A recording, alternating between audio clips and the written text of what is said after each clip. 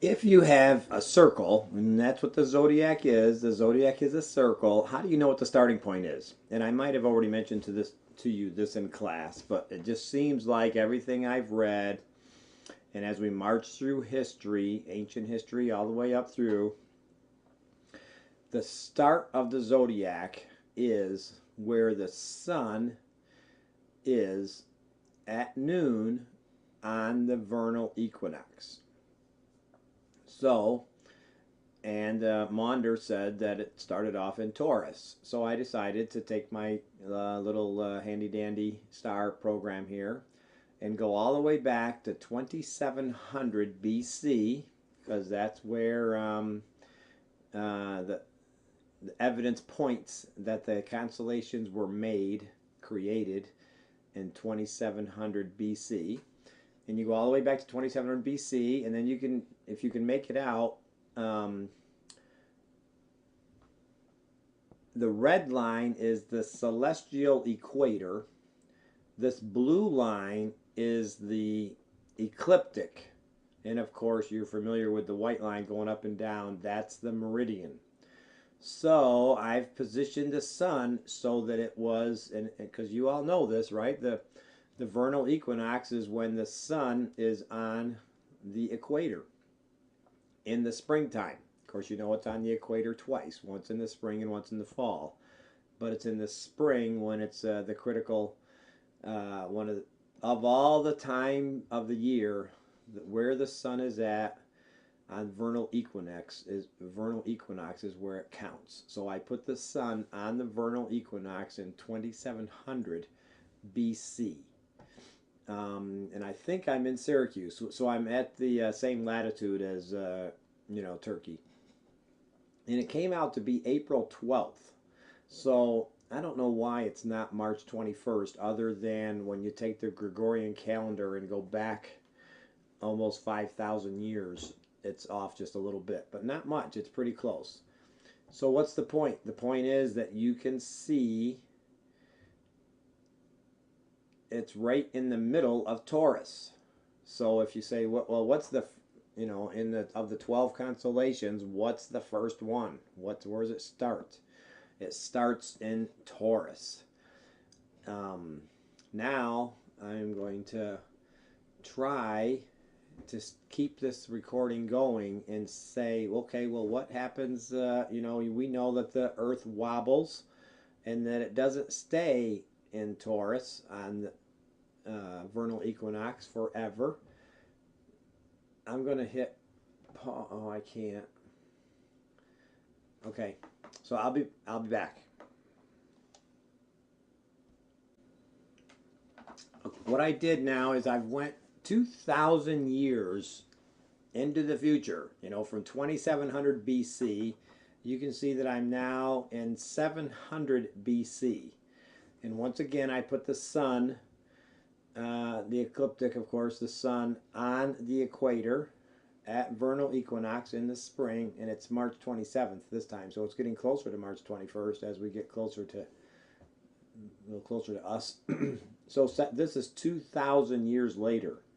The sun has now moved from Taurus to Aries in 2,000 years. So this would have been pretty much when the Greeks were studying the stars. And quite often the Greeks, the Babylonians, the Egyptians, they were having Aries as the start of the ecliptic. And the reason is because the sun is, the start of the zodiac. I said that wrong. And the reason is, of course, because Aries is there on the vernal equinox in the year 700 BC. All right, so let's keep our investigation going. And you could call the time that it was in Taurus the age of Taurus. And now it's in Aries, and it would be considered the age of Aries. Now it starts getting pretty interesting. I fast forwarded it some more. This time I went to about 730 years later. So I'm in 30 AD. 30 AD, what would that be? Well, that would be about the time of the start of Christianity, right? Jesus was born. It's close, 1, 2, 3 BC. Preached for 30 years, his resurrection. So 30 would be really close to the start of the Christian era. And look what happened. The sun is just at the very start of Pisces. You can see that Aries ends right here, and Pisces is this fish, and then the core, the band, and then this fish. So I don't know if that's just too coincidental or not, that the start of the Christian age was also the start of the age of Pisces. And then what's also pretty interesting is, what is the ancient and even current symbol for Christianity? And it's the fish.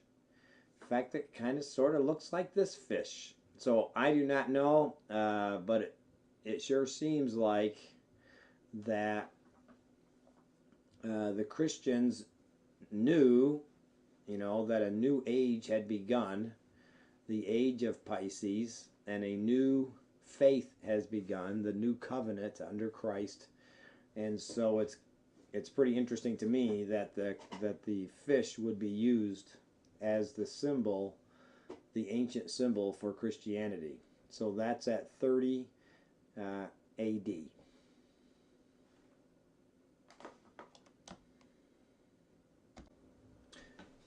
Now what I've done is I've fast forwarded it all the way up to today. Well, kind of sort of today. You can see I'm at the vernal equinox next spring, 2015. Where are we at? Have we actually come to the age of Aquarius? Or is it still the dawning of Aquarius? And the answer is, we're still in Pisces. Right here. So you can see this fish. We've moved quite a bit in 2,000 years. We were right over here, just at this band here on Pisces, and now it's been just shy of 2,000 years, and we're almost out of Pisces. We really don't get out of Pisces for about 500 more years. So it is the dawning of Aquarius, if you want to say dawning is about 500 years away. But anyway, so so since the constellations were originally designed or created, it started in Taurus, went to Aries, and then it's in Pisces, and it's been in Pisces about the exact, almost precisely the same time as we've had the Christian era.